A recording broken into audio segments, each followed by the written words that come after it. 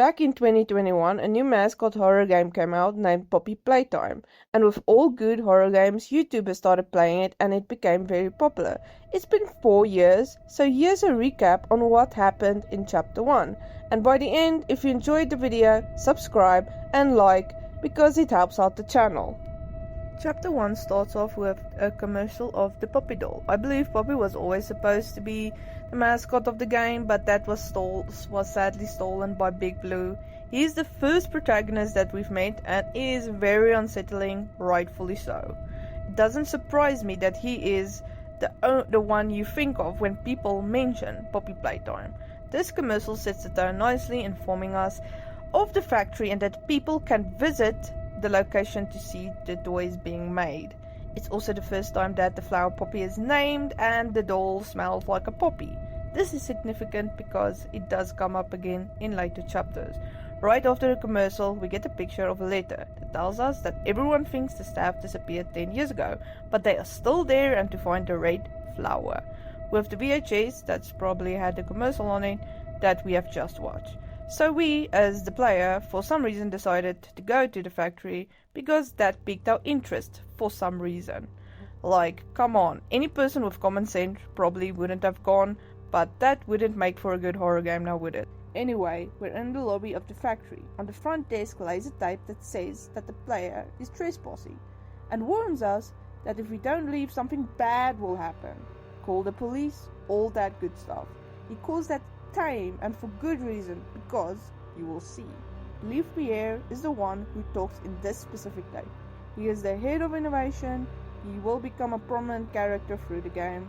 Behind the entry desk, you'll see a door that needs some kind of hand.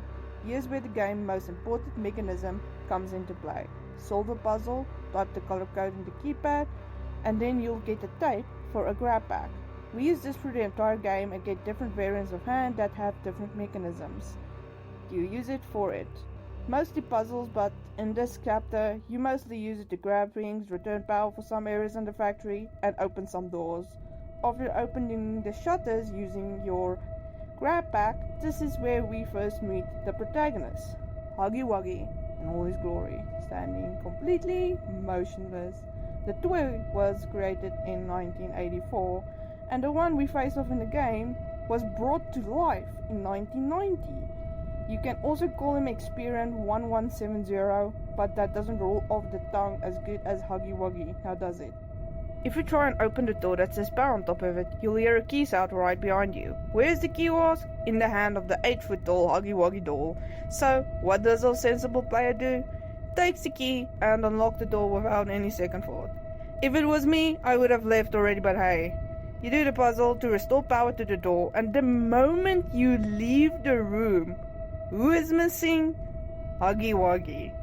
Just look at how tall this thing is, okay? Second time I would have left the building and probably contacted the government or something. Anyway, I digress. You get glimpses of Huggy, just taunting you, borderline stalking the player. Clearly setting up for an encounter with him down the line.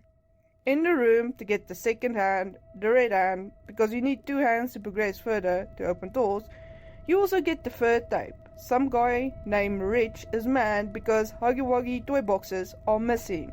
Because the maintenance is really bad, it's also the first time the orphanage and the orphans are named. If you know, you know. It will be real later down the line for those who don't, so don't worry. After obtaining the red hand and open a gate, you head down into a conveyor belt section. This really creepy section where these doll parts fall on top of you until you end up in a room where there is a Build-A-Bear like machine, but it's called a Creative Friend machine. You need to make the toy to open a door because nobody leaves without creating a toy. You head up the stairs and find another tape, where another puzzle is located to power the Creative Friend machine. This tape is about Stella, who is being interviewed for a job opportunity at the factory. It's been her dream to work at such a factory ever since she was a child, especially a toy factory that can give kids that kind of experience. Then goes on the rant that she wished she would have stayed a kid forever and that human beings die in the end of the day. After restoring power and listening to the tape, you make your toy and open the door. Huggy walks through, coming straight for you, looking at you like you're some kind of good cheesy pizza or something. Wish the player went home right around now, don't they? You head through the vents and a chase ensues. These vents are very maze-like and very confusing. There is also a Crayola marker scribble on the walls that says random things. Just do the opposite of what it tells you. You have to be on your feet in this section, otherwise he will get you and you will get eaten. At the end of the maze and vents, you'll land on a platform. There's a box on top of a ledge, grab it and pull. If you don't, you will get eaten. If you do, it will fall on top of Huggy and break the ledge underneath you. You will fall safely on a platform and Huggy will fall into a literal abyss. He's probably dead and will never be seen again, because who would be able to survive such a fall to the core of the earth? Right? Right?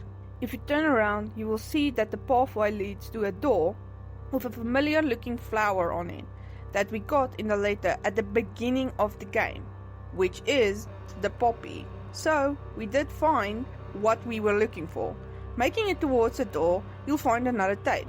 This tape is about 1006, the prototype. A very violent toy, as you can hear screaming of people getting killed in the background. He is the main antagonist of the entire series going forward. After you listen to the tape, you go through the door with the poppy flower. You head down in an area that looks a lot different from the rest of the factory, with very nice wallpaper, with wooden floors, and even a dollhouse along the way. Then you reach the room you were meant to find from the letter. Glass case with the poppy doll inside of it. Bask in red light, you open the case, the lights flicker, the room goes dark, and you hear a little girl who says, "You opened my case." The chapter ends. This was an okay chapter in the series. Do puzzles, go through door type of thing. There's a lot of spooky moments here and there. The Huggy chase section was also tense and great. I also like that if you get glimpses of him stalking you through. I also like that you get glimpses of him stalking you as you make your way through the game. Solid first entry to the game as a whole.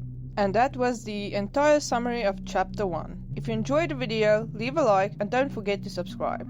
I am going to do the other chapters in the near future. With all that said, I'll see you in the next video. Bye!